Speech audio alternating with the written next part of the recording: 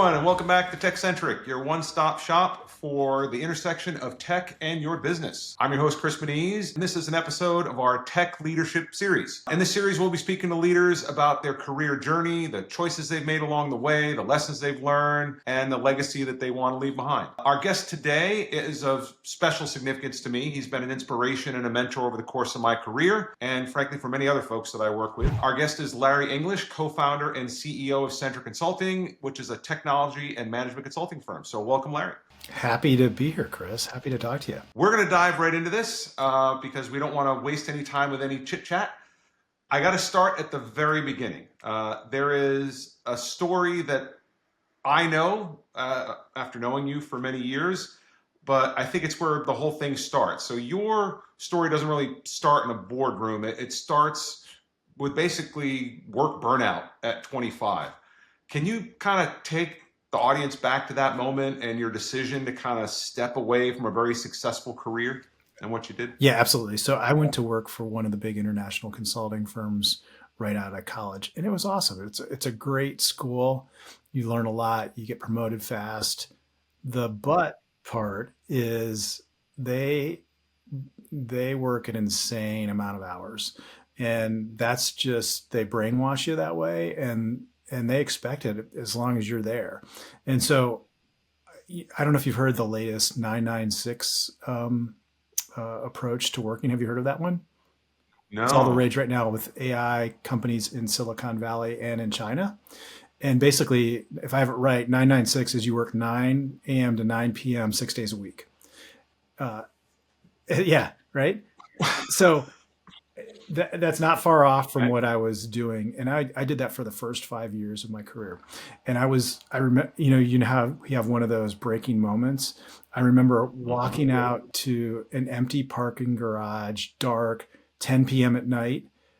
And, I'm like, I can't live this way. I'm going to do this until I retire, and then I'm going to die. Like, this is not the way to live your life. And so I knew I had to do something differently. And so I had this midlife crisis at 25. My wife and I had just gotten married.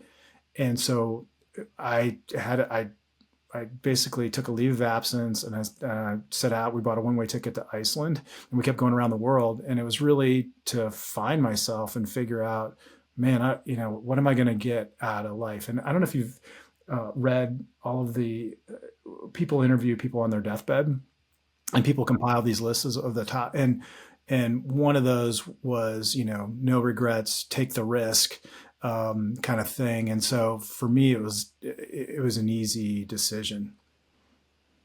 Jeez. Now, I read something somewhere that there was a quote that you saw in Bali that changed your life. What was the quote, and what was the impact? Like, what was that all about? Yeah, sure. So my wife and I backpacked around the world for a year, and it's actually, we were going hard. We were, we had just been to Africa, and we were in the Serengeti, and we climbed Kilimanjaro, which was hard. And then we're in Nepal, trekking in the Himalayas, almost died. And so we had to take a vacation from our vacation. And so we laid on the beach in Bali for a month trying to recuperate and rejuvenate before we moved on. And I was reading, so my backpack was half filled with books because I'm on this, internal journey, and a couple of changes of underwear, basically. But I'm laying on this beach, and I'm reading a book called The Drifters by James Michener. And there's a quote in there that says, Southern Florida is filled with people 68 years old who are going to do something big in their lives, but they waited until it was safe. Now it's safe, and they're 68 years old. And so for me, that was, hey, if I'm going to take a big swing, don't wait until it's safe. You're never going to be comfortable. Go do it. And so that's when I realized, for me, it was more of an entrepreneurial journey. That's how I'm wired. And I wanted to go take that big swing and realize that. Very nice. So obviously you go on this journey, come home after a year, and it sounds like you don't go back to Accenture. That's when you decided to start Centric, your company. Well, I did come back, and when I had hair, my hair was in a ponytail, and I had this big bushy beard, I came back in from my leave of absence, and then nobody recognized me. They thought I was part of the construction crew, and uh, and so I didn't realize it at the time because I was so laid back after, as you might imagine, after Hmm. and the guy's like, "Hey, you need to decide today. We're sending you to New York or Chicago for these messed up projects." And I was like, "Dude, this isn't going to work for me." And so I didn't realize it, but the partners apparently had a bet of how long I was going to last. Oh, And jeez. so I didn't last that long. So, but anyways, I knew that I wanted to do something entrepreneurial. So I did a couple of consulting startups. There were different business models. One was some guys I knew got acquired. It was publicly traded after that, which was kind of painful. And so out of all of the, out of all these different consulting models, you could kind of see we're like, there's nothing that's quite perfect. What would that company look like if you could design something from scratch and get rid of all the bad stuff and keep all the great stuff? What would that consulting Mhm. company look like? And so talked to my close friends that we'd grown to know each other when we started our careers, and they were like-minded, and that was the business model and the premise for how we came up with Centric. And so that, the as you know, the short version, we tried to focus everything on client happiness and employee happiness, and that's where the name Centric comes from, is centering everything on those two things. And out of that, we built, the value system and the business model from that basic premise. Now, timing wise, this was all happening in the late 90s. And then you decide to stand up Centric in 99 as a remote first company. And I mean, obviously now, especially post COVID, that's common, or well, not common, but it's more common than it was. But back then, it had pretty much unheard of. And within 2 years, the dot com bubble explodes. And that has to have been a really sort of tumultuous time to be starting a business. I mean, what was that like, starting a company in the middle of that? So there's many businesses have started when the economy is really bad. That is a very common attribute of a lot of businesses. And the other aspect of it is when you, as an entrepreneur, when you start to tell people, "Hey, I've got this idea. I'm going to start this business," almost universally you get the "you are crazy." You are a crazy person, and so you need to take the risk, the jump, and take the conviction to go do it. But a lot of times, if you can figure out how to do it, the economy is going to start to pick up, and you can grow along with it. And so this gets into, I looked at a lot of excuse me, I looked at a lot of entrepreneurs, and I was like, man, what is the common attribute? Because I looked at some of them like, man, that guy's not very smart. How did he make it? And the Yep. one underlying attribute of all these entrepreneurs is that they had an appetite for risk. They were willing to take risk. And so, we jumped head foot, full into it, and we went after it. And that is part of the entrepreneur's journey. It sounds a little scary. In fact, you actually coined a term at one point called the valleys of doom when you were describing sort of the early years of the company. What were you referring to there? Was it just sort of the roller coaster ride, or? That's right. So it that valley of doom is, we used to talk about it as partners, is you have these incredible swings of highs and lows when you're first starting a business. And we would we would be entering the valley of doom where you're like, "I'm not sure we're going to make it. This sucks." And, um, we're, and then you'd win a big contract, and so it's interesting if you look at the swings. The swings are massive when you're first starting the company, and then they Yeah. start to get smaller and smaller as the company starts to become more mature and more stable. But Mhm. what I will tell you is that is the life of an entrepreneur if you choose that career path.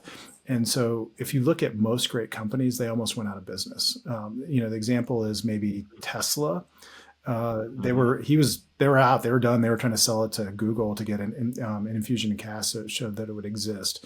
And this is almost true of every single business. And so you have to prepare yourself for that journey, and you have to be willing to stomach the risk of being able to do that. Yeah. And he had that problem with SpaceX too, if I recall. Like it was his fourth launch, and if that one blew up, SpaceX was done, That's and right. it didn't. And now SpaceX is here. And so we spun out. Centric had that in the early years as well. We had one client. If we lost that client, we were done. And so there's also a little bit of luck in almost every. If you look at any company, there's a little bit of luck. Sure, you've got some great executors, but you got to get a little bit lucky. And so we spun out, as you know, we spun out a software as a service company out of Centric. Great technology, great leadership team.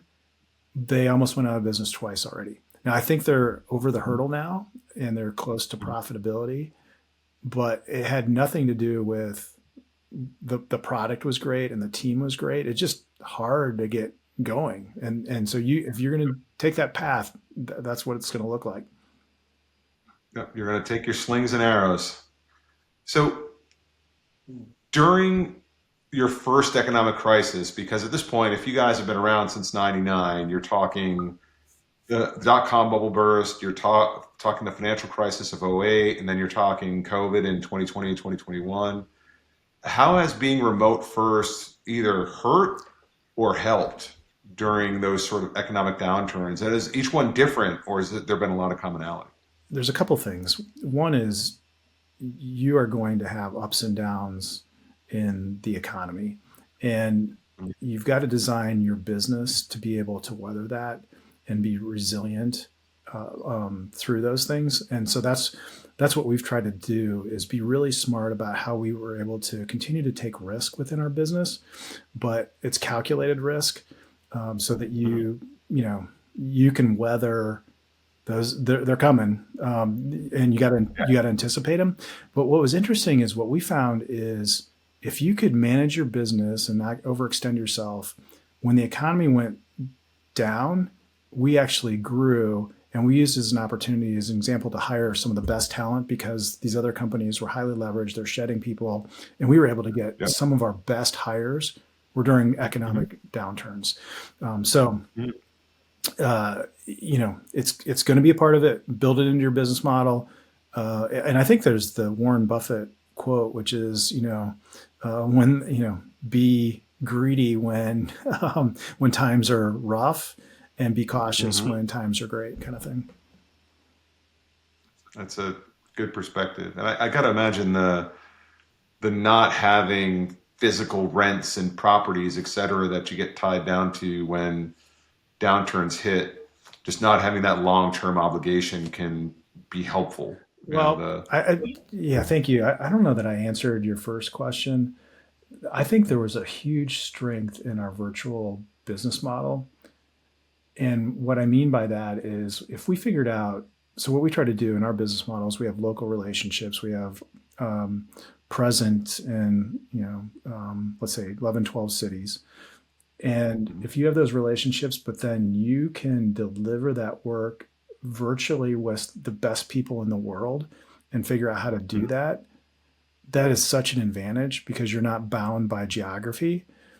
You can be that much stronger of an organization. And we figured that out in our business model. And so we think it's a huge strength. So what's interesting is you saw during COVID, everybody had to be remote. We were already there. We already knew how to execute that way. So it was a boon for our business. And now you're seeing, and then after that, what I would say is a lot of time our clients were like, hey, this you don't need to be on site. This is a cost savings for us.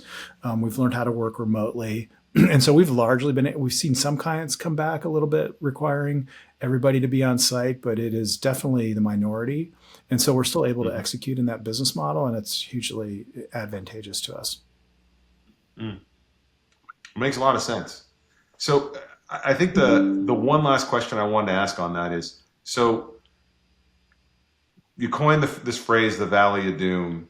And if you've now lived through a few economic crises over the course of running your business, if you were to look back now these 25, 26 years and say, is there anything that I would have done differently in those first 3 years, navigating those valleys of doom, knowing what I know today? Is there anything you'd change, or are you pretty comfortable with what you guys did? You cannot avoid values of doom. I don't know any business. And so I was listening to a podcast this weekend on NVIDIA, and the Oh, CEO was on there, and he was describing they were down to enough cash to get one chip out, and they didn't have time or money to physically test it, so they just simulated the chip basically using software, and they bet the whole company on that. And so that's an example of a potential value of doom. Uh, wow. that is so. I think if you looked at any business, you're going to find these ups and downs, and so Mhm. just it is. I don't think you can avoid them, and so it's how you execute through them is what's going to get you there, and a little bit of luck. And so, as I described, the business we spun out, great model, great leadership team, still had they have values to doom. And so my job as a board member is really been to be a therapist and a motivator, and to say, hey guys, it's okay. Don't get too low, because there's going to be a high coming, and let's get through this together. And sure enough, that's what's happened. So would I do anything differently? I don't think so. It's just anticipating them and positioning your business so that likely you can weather them. And early on, you have less position to weather them, and so you're taking risk and you're taking big swings, and that's okay, and that's part of the journey. Did you have a your version of a you when you were starting your company, right? So they had you as the chairman of the board, so they had you to be their sort of chief, well, chairman of the board and chief therapist from the sounds of it, to kind of help them through the scary times. Did you have that when you were hitting your valleys of doom early on? No, we did not. And so we had to rely on each other. What I would say is a little bit. So you have solo entrepreneurs, and there was a group of us, and Mhm. with different strengths, but you could lean on each other. And what's interesting that you asked that question is we our waves were sometimes different. So meaning some of us, person might get down, but the other person's like picking them up right now, and you would take turns doing that, trying to get through the hard times. And so really fortunate to have. You see a lot of businesses fails because, let's say there's two founders and they ultimately can't agree.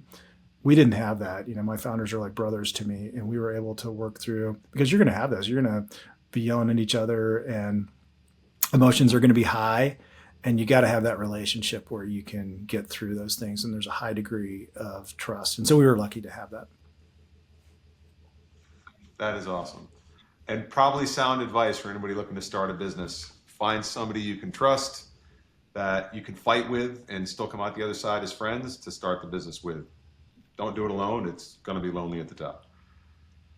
All right. So at this point, Centric has grown from its three original founders on a couch in a basement, from what I recall, to over 1,400 people.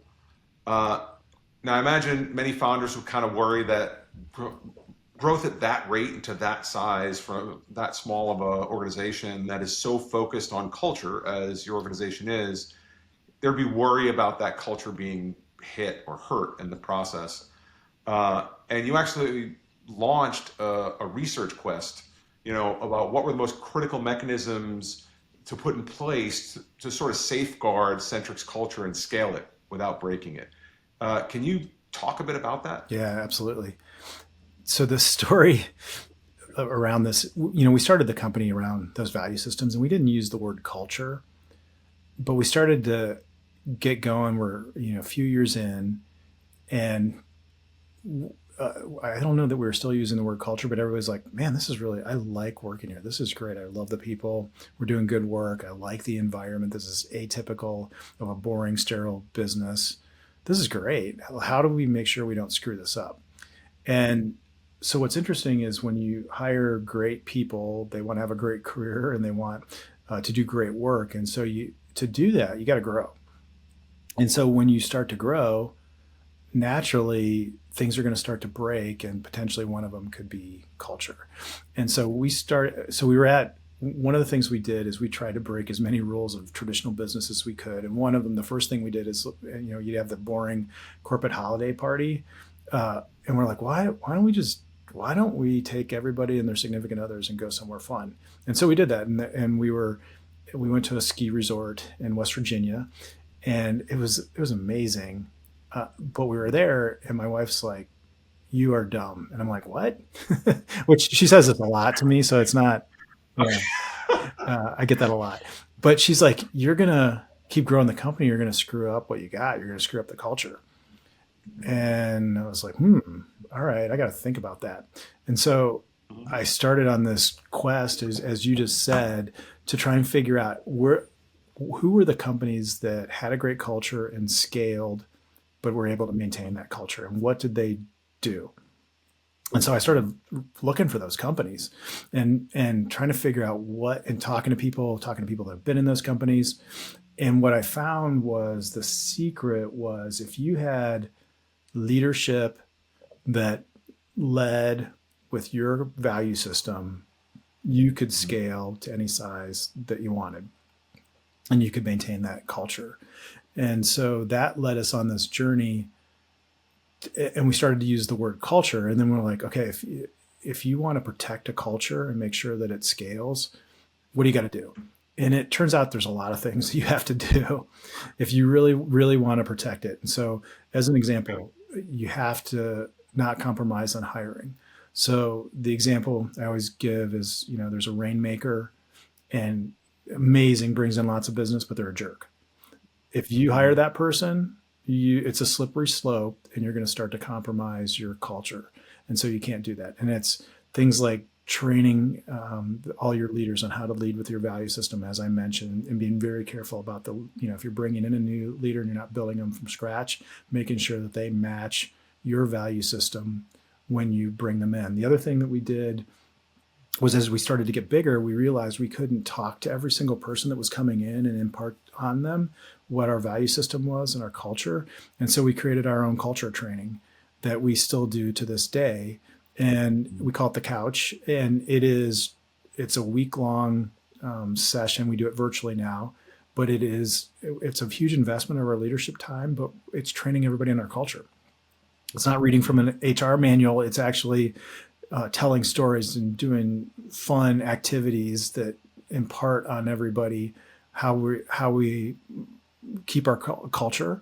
And then everybody that's there now is a culture protector, and they know what's expected and how to live that culture. Very cool.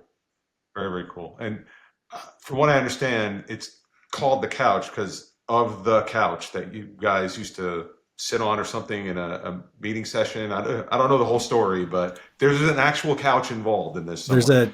There's a terrible rent-to-own couch, and we had this first client, and we had rent-to-own furniture in an apartment near the client. And after the project was over, I said, "Hey guys, can I take this couch?" And they're like, "Yeah, it's awful. Take it." And so it was in my den for years, and my 4 boys jumped on it and destroyed it even further. But it's hilarious. It is now in our office in Dayton. We have a small office there, and it's behind velvet ropes. It's a terrible rent-to-own couch, but we still have it. Nice. Very cool. So one of the things that you guys have built around sort of protecting culture is this concept of the voice of the employee group. How has listening to them, especially during the early days of this most recent financial downturn with COVID, et cetera, led to different or better decisions than the leadership would have made without it? Oh yeah, for sure. So do you know the saying, you can't coach from the press box?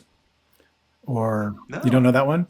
So there's that, or you got to walk the halls, basically. So you are just hanging out, metaphorically in your office or in the press box, you don't know what's going on in the field. And and what happens is you get bigger, and I experienced this as the CEO, as data flows up, everybody puts their spin on it. And you don't Hmm. you don't quite know what's happening unless you dive deep. And Hmm. so the other aspect of that is we're an employee asset business. And so it's so critical that we have our pulse on what's important to employees. And one of the ways that we've done that is we have this voice of the employee group, and it's a group of people that alternate employees from all levels, and they come together. And then when we're facing big decisions as a company, we ask them, "What do you think? Here's what we're thinking. Here's what the alternatives are." And what you find is the answers sometimes are completely different. What the employees want to do and what's important to them is completely different than what we were thinking. And the example we like to use is during COVID. So COVID happened, and in that first few weeks, everybody's like, "Oh shit, this is existential. We might go out of business. What are we going to do?" And so we were, you're doing all of your black swan planning, basically scenario planning, and we're like, "Well, what do we have to lay everybody off? What do we, And so we were, we were trying to figure out how to handle that and how we were going to handle that. And we took that to the employees and what we were planning on doing. Their answer was completely different than ours. They're like, "Actually, we would all be okay with taking a pay cut, so because we're all in this together," as opposed to what we were thinking of doing. And so it was a really aha moment, and we wouldn't have gotten there if we didn't have that voice of the employee. And so you can take that for every major decision or even medium-sized decisions, and that is hugely, hugely valuable. So we don't make a decision without talking to that group first. That is super cool, and super cool that that was the perspective of the team Yeah. of, hey, we're all in this foxhole together. Let's do it as a team. Uh, so as a company, you have 12 or 14 locations in the States here and in India. But understanding you don't really have any physical, uh, you know, buildings or anything like that. But you still put a lot of focus on that physical locale. Why is that physical connection still so important for a virtual company? Yeah. So even though we're a virtual company, and I do lots of writing and speaking on this, because we've lived it and we know we've been honing it for 25 years. And I would just say you still need what we call a gathering strategy. And so that is because even you can simulate everything in a virtual environment and how to build relationships and how to have a good culture. But there is magic that happens when you get together in a room together. And Hmm. as you know, we just had our in the US, we get the company together. We'd like to do it 3 times a year. Lately, during the last few years, it's been less than that. And so we just had the whole company in the US together in Indianapolis, and the energy. And so so as an example, some of the people that you've met virtually, you're going around and you're deepening that relationship and building on that relationship that you've already built virtually, and it just creates this energy and excitement and passion. And so we try to make sure in our gathering strategy that we do that as much as possible. So where we're in physical cities, those groups actually get together quite often. So you might have the BD team getting together. You might have a coaching session. You have a social happy hour. So saying we're virtual is correct, and there's a lot of advantages to that. But underlying that still is very thoughtful approach to when and how you get together. And I would advise that for anybody that's trying to be a virtual company.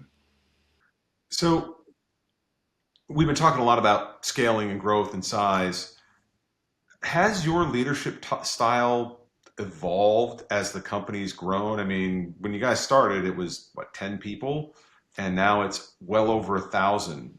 Has that affected how you lead? Oh yeah, for sure. So I'll try and there's lots of ways, and I'll try and give you a few of them. So you have to become a leader of leaders, which is a different skill set. Mhm. And what I mean by that is if you're just leading a team, you're in the details, you're very directive. When you become a leader of leaders, you're really trying to you set the context for that person. Like, I need you to do this. This is how we're going to measure it. Check in with me. but and so you figure out the mechanisms to do that, but you're motivating them to go and you can't be a micromanager. You've got to let them lead and succeed, and you got to hire great people and train great people to do that. And it's a different skill set. And so we've watched as we've start to promote people and they have to become leaders of leaders. It's a really hard thing to do, and it's not easy. So that's one. And then for me, you can't talk to everybody one-on-one anymore. And so you have to become a much more effective communicator. And you need to figure out how do you motivate 1,400 people when you can't talk to them every day? What does that look like? And so you have to think about it that. The other thing is I don't have time. So I am much more direct in a kind way, but I just, I can't afford, like, let's say somebody's not performing. I can't afford for them to just linger like that. And so you have to be very, you hone and it's not being rude or anything like that. It's just being very direct because, we're in the technology space and everything's fast moving and you need to move fast and you need to be everybody to get there. And I don't have time to, or patience to wait that long. Mm-hmm. I can see that. It's not an exact corollary, but one of my favorite movies is, you ever seen the movie Moneyball? I've never watched it. Oh, great movie. You should check it out. There's a scene in there though where Brad Pitt's character Billy Bean is trying to teach his protege. I forget the guy's name who plays him, but he's trying to teach him how to let somebody go. But basically, they're selling him. They're transferring him to a different team. And he tells him, like, okay, so I'm going to take care of letting this guy know, and you're going to tell that guy. And he's like, I'm not doing that. No. And he's like, why not? He's like, well, that's not my job. That's your job. He's like, nope, it's part of the job. You got to learn how to do it. So try it on me. And he tries to tell him how he's going to do it. And he sits down and he's beating around the bush and he's soft pedaling it. And he's like, stop. Easy. Sit down. Tony would trade you. Talk to Joan. She'll get you the information. You're going to Dallas. Thanks for everything you've done for the organization. And dude looks at him and he's like, that's it? He's like, come on, man. Would you rather get 2 to the chest or would you rather burn to death? Like, come on. It's real simple here, right? Don't drag it out. Just get it done and respect their time. We're all grown-ups. So I got it. Okay, I'll have to watch it. Yeah, it's a great movie. It really is. Anyways, onward before we run out of time here. So as you know, the podcast is called Tech-Centric. So let's get a little bit into the technology. So over 26 years, your company has gone from, it's always been virtual. It's gone from something that I just think is incredible to today's world of AI, et cetera. But for a lot of folks watching, especially if you're under the age of 40, what that effectively means is your company started remote back in the days when the internet was dial-up. Like, there was none of this cloud-based collaborative software. And I mean, everything was on modems and dial-up lines. So there's been a pretty big evolution over the course of the organization. And how has the rise of all this technology sort of altered the business model of the company? So there's kind of a couple lines. So from being a virtual company, the technology has gotten way, way better, and it makes it way easier and way more efficient. And that's why the world's become more, businesses have become remote because the technology's become so much better. That one's easy. If we're in consulting, and the tech, we've seen tech trend after tech trend, and they've all followed a similar curve. You can follow the Gartner adoption curve and the trial of disillusionment or whatever it's called. And I would say that's been very true. For us and our business model, we knew if you're in the consulting business and you're in the tech space, you have to constantly reskill, you have to innovate, and you have to, change your offerings change your staff, change how you sell. That is just a core competency of consulting. What I would say though is I think AI is different this time, and the backing up a step, the Industrial Revolution was about muscles, and the AI revolution is about knowledge workers and brains, and it's truly disruptive for consulting.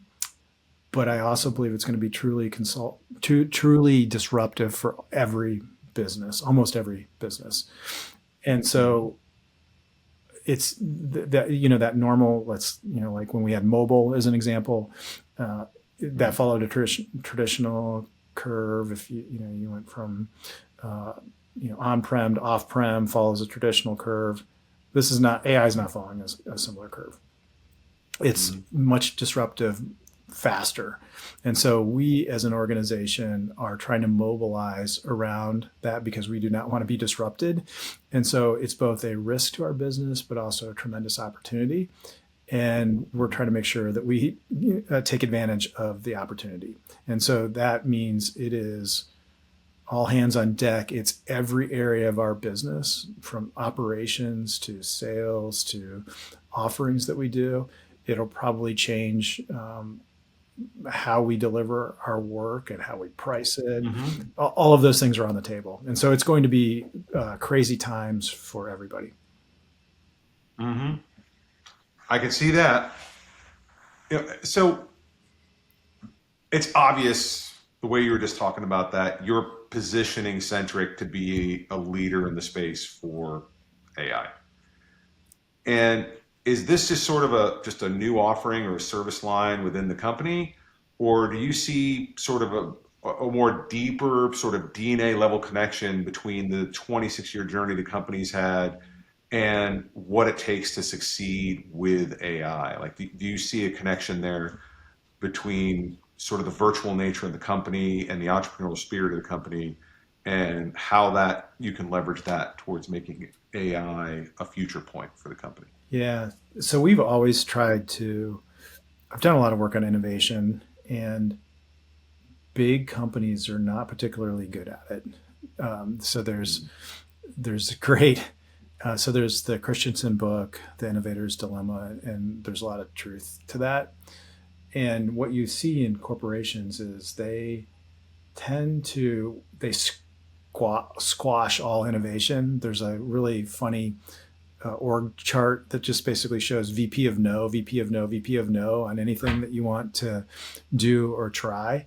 And so because we've been in the tech space, we've tried to instill innovation, and there's lots of ways you can do that. That's probably a whole podcast unto itself. But the good thing for us is I think we are nimble enough and used to change enough that we can change our company on a dime, maybe not on a dime, but we can change it pretty fast and be flexible because we don't have any hard assets. And so that's what we're trying to do. And so I think kind of, one of our core values is innovation, as an example. And because we've been living that way for 25 years, I think that allows us to be able to take advantage of this and hopefully be one of the winners. The stats out there of the number of, it's been getting worse and worse. The number of corporations that are in the Fortune 50, you look 10 years ago and they're like half are gone or whatever it is. So I'm very cognizant of, you can go out of business if you miss a big change. And so you want to be ahead of that change. And I'm trying to make sure that we don't miss out on that. So many consultants, and I've had this conversation with people on my team, they fear AI is going to replace them, much like many thought leaders or thought workers, as you talked about earlier, fear. You're obviously embracing it. And what do you think the job of a consultant looks like 5 years from now, when AI can do most of the research and the analysis? And frankly, it's already starting to be able to do a lot of the research and the analysis. I don't know if I can look out the lens beyond 5 years or even that far, but I'll tell you what we're starting to see. What I think is, the tasks that we're great at, which is people-based and human interaction and orchestrating teams, you're going to leverage AI to do your span of work, and you're going to be it'll be agents and humans together and learning to lead those kinds of teams. I think you will see smaller companies, more efficient companies with less people. I think there's lots of things that you're going to have to overcome. So I just did an article on this for Forbes, because there's kind of the disappearing job for college hires, and part of it's economy driven, but I do think AI is affecting that. And so there's talk of how do that entry level position where people learn is now being done by AI. And so, but you're going to need those people because they need to know how to, they need to have the experience, so they have the intuition. And so companies are going to have to, and colleges are going to have to train them to come in at a higher level, basically, of competence, and start to, be leveraging or running AI so that they get that intuition. And so, to me, that's what it's probably it's a great opportunity. It's a good thing, because we're going to become much more productive. We're already seeing it today. And so you're going to develop new skill sets that allow you to leverage and be more productive and get work done. Now, I think Sam Altman said there's going to be a $1 billion company that has one person in it. I don't know if that's going to happen right away. But I think you will see some, it's, nobody knows for sure. If anybody tells you they have the answer, they don't. So you can guess what it looks like based on the trends that we're already seeing, which it's good. We're getting stuff done much, much faster. And so you can do more stuff for people. You can, I think it's a good thing. Yeah. It's funny. I wanted to say it's a Steve Jobs quote, something along the lines of, you play the instrument, I play the orchestra. Yeah. Right.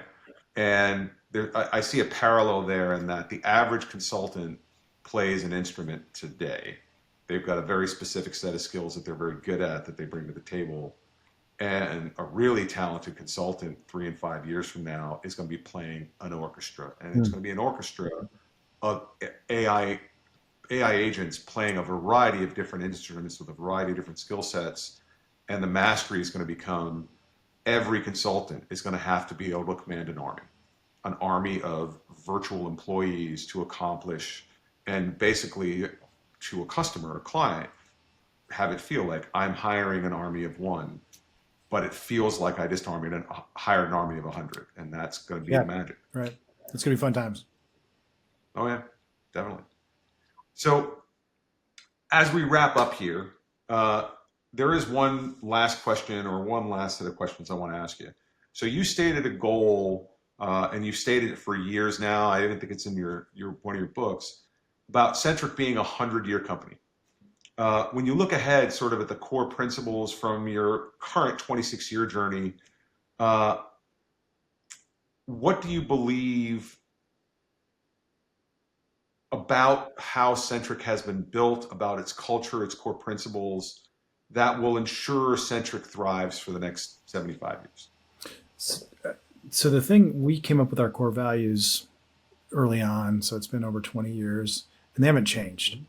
And so we look to those anytime we're trying to make a hard decision.